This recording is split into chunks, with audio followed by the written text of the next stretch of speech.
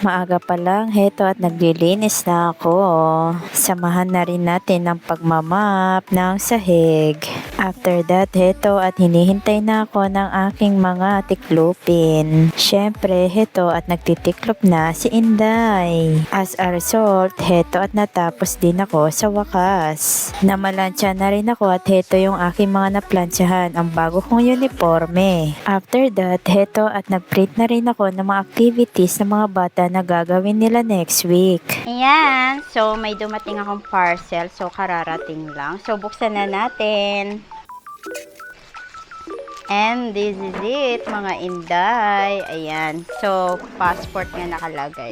So dito ko ilalagay yung passport ko para hindi madumihan yung passport ko.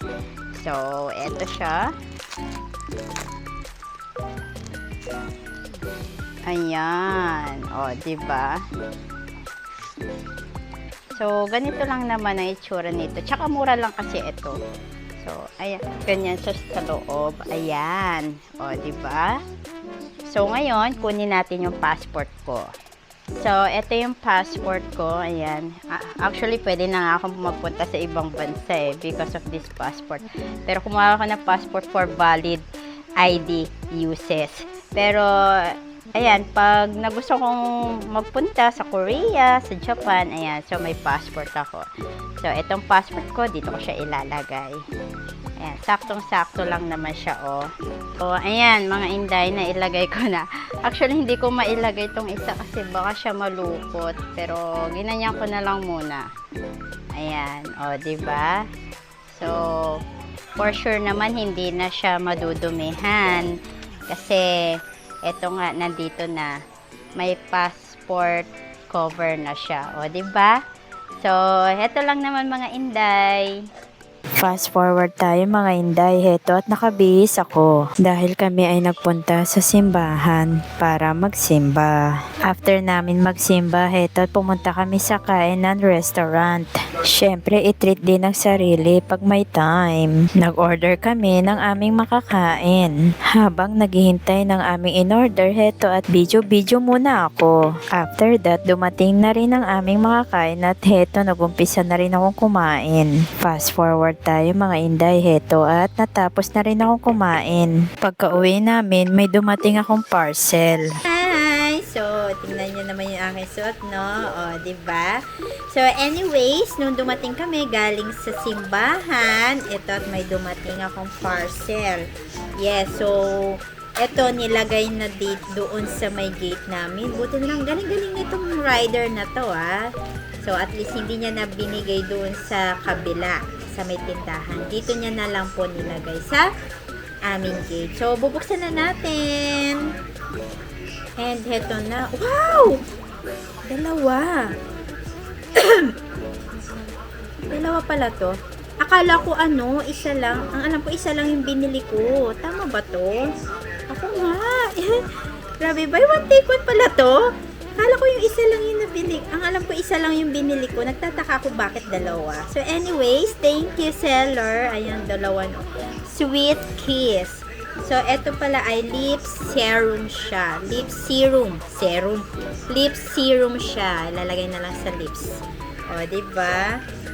So, okay na to sa akin. Kaysa yung lipstick. Ito na lang. Lip serum na lang siya. Kasi, yung lips ko medyo nagda-dry siya. And then, parang nagbabalat-balat. So, I need this one.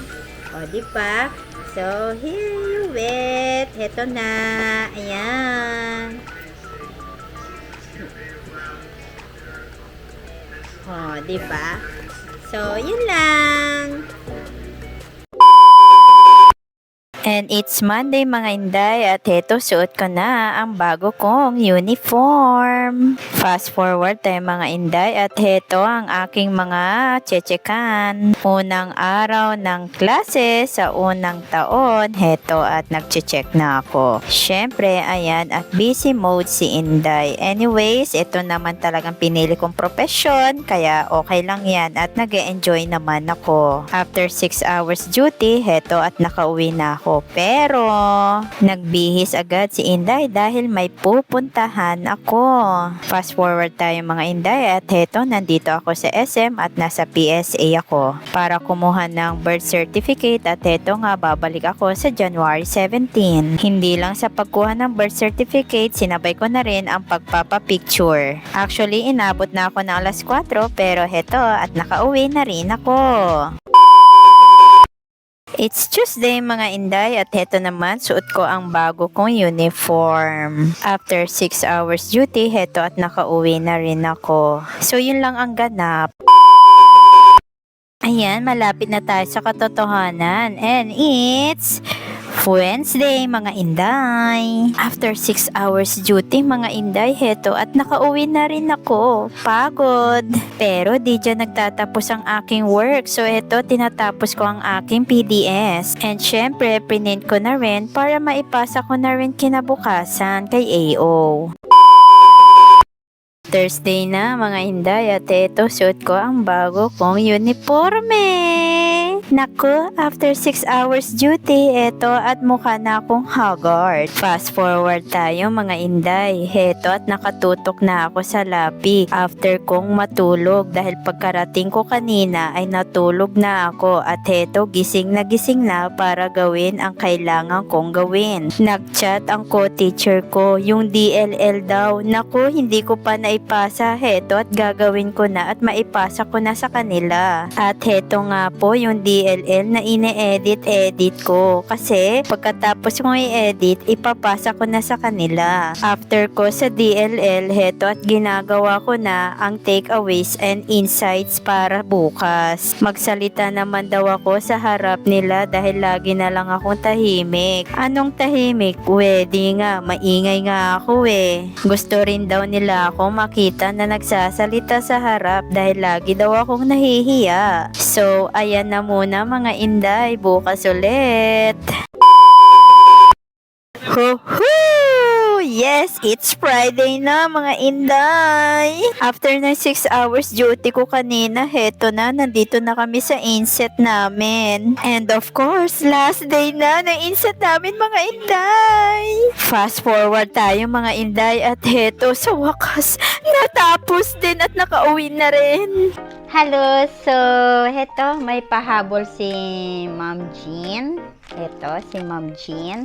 So Ma'am Jean, thank you dito sa gift mo. So tingnan natin kung anong laman. Buksan natin.